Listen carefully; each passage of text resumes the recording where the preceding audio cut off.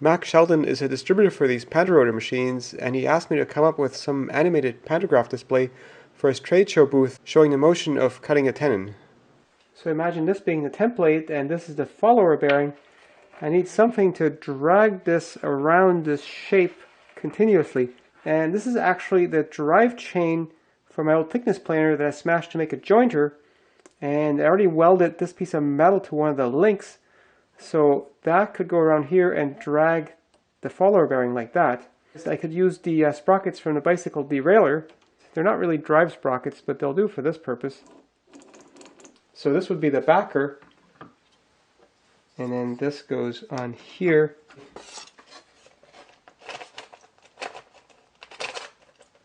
So I showed Mac what I had so far, and he actually mentioned he'd been thinking of using sprockets of 5 to 8 inches in diameter.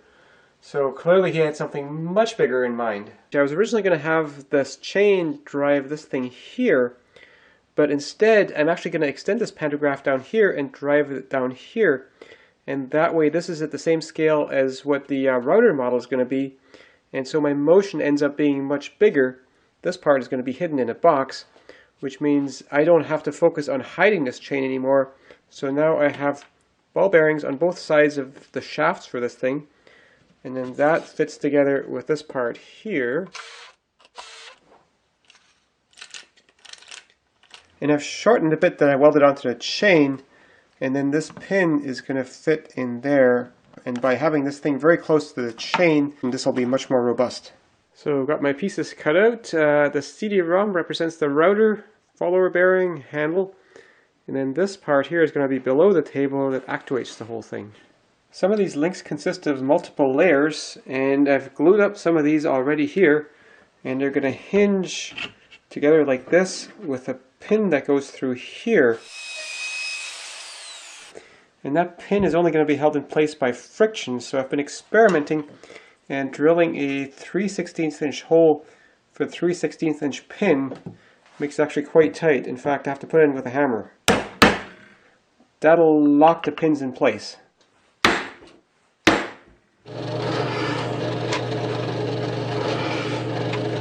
So this fits in here, and then I need to drill a hole for this 3/16 inch pin to turn freely. And I drilled a hole where it's loose with this drill, which is also a 3/16 inch drill, but it's a brad point bit, whereas the hole where it's tight was drilled with a 3/16 inch metal drill. And these metal drills sometimes drill a bit undersize in wood, whereas the brad points sometimes drill oversize.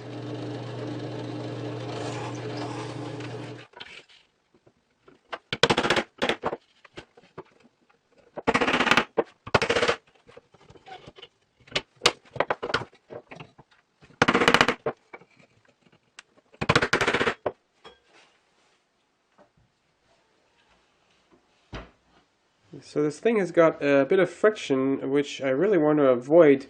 Plus I also realized I want to paint this thing, so I should make that middle member a little bit thinner to allow for a layer of paint.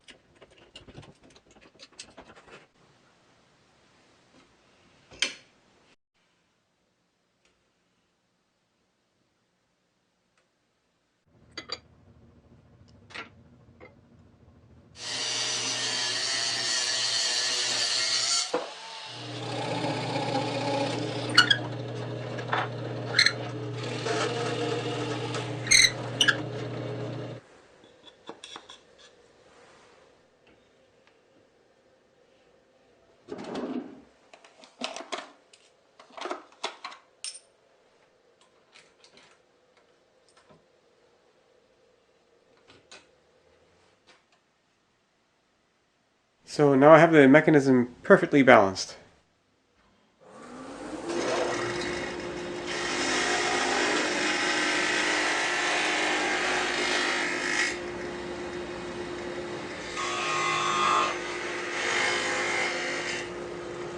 With my topmost links hollowed out a little bit, I should need just a bit less counterweight.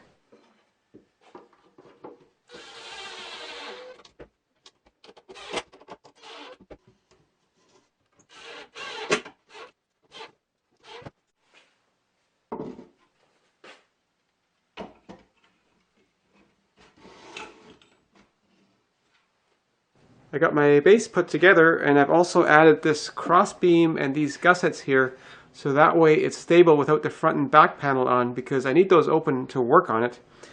And here's my chain drive, and I've got a motor, and I found a gear in my box that totally goes with the gear that's already on this motor.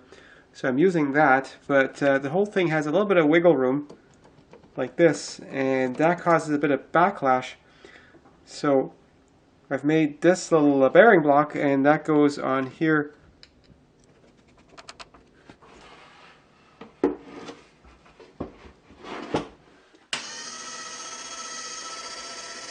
So I've got my chain drive here, and I've put some counterweights in the bottom here.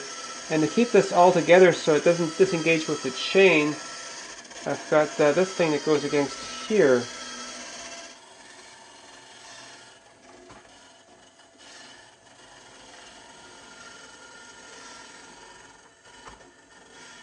I'm still getting a bit of wiggling towards the top and bottom of it, and that's because this chain is not super tight, so I can move it up and down when it's in the middle. So I've got a little router ball bearing here, and now I'm just going to put this here, and that will prevent the ball bearing from rising too much above the chain.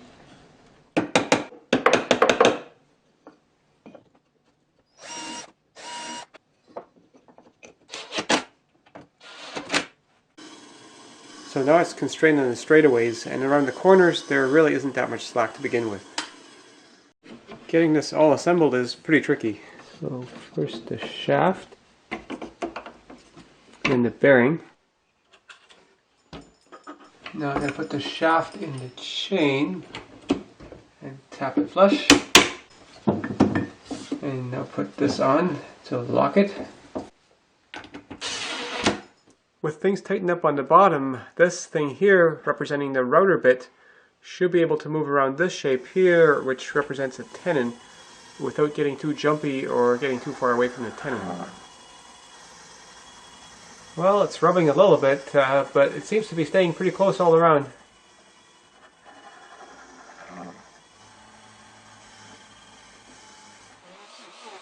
I'm making a template holder to go behind the pantograph, and naturally I'm making that using my pantorouter. I'm cutting grooves into the pieces of wood to make them look a bit more like the aluminum extrusions.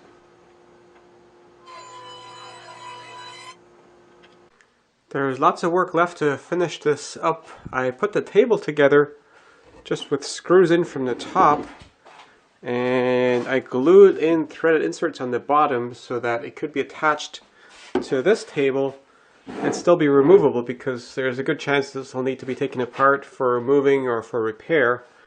And I've also put a template holder frame in the back, except this is too low because the template should be at about this height where the follower goes, and it's way down here. And the other mistake is it's too far back this way. So I think I'm just going to take it off the back and cut it off and put it on top to bring it closer to the front. A little bit of glue in the hole for the threaded inserts makes them stick better.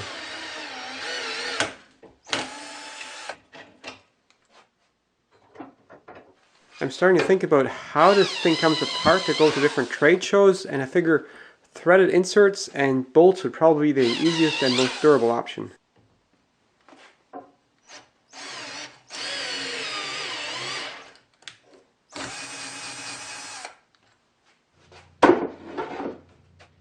And bolts come in from here.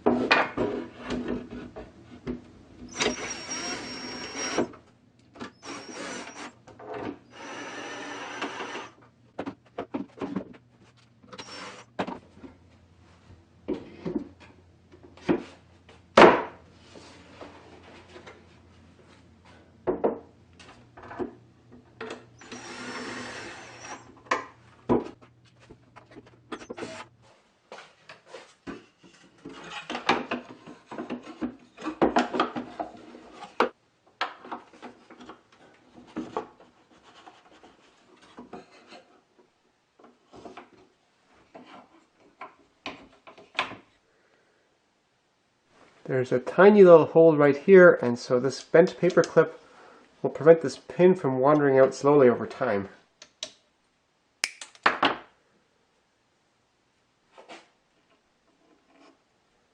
I still need something to hold the actual template on, and I figure I might as well make that look just like it does on the real pantorouter.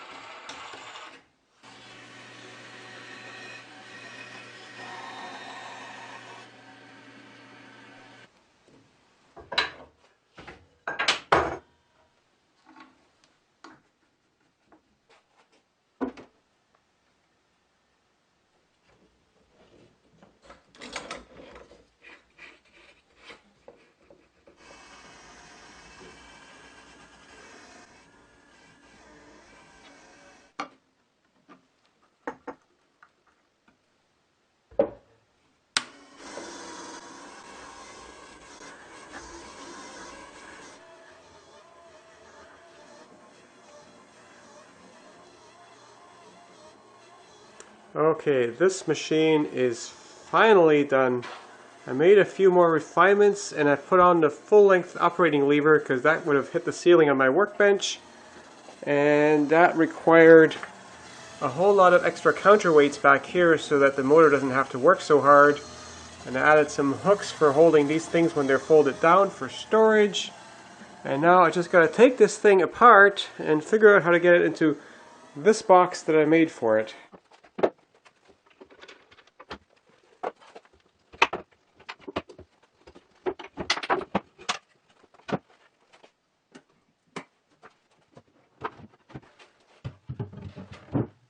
Well, I managed to get it in the box just barely. Everything is screwed down. It's quite the puzzle, so if you want to reuse that box the same way, you better take some careful notes and photos when you unpack it.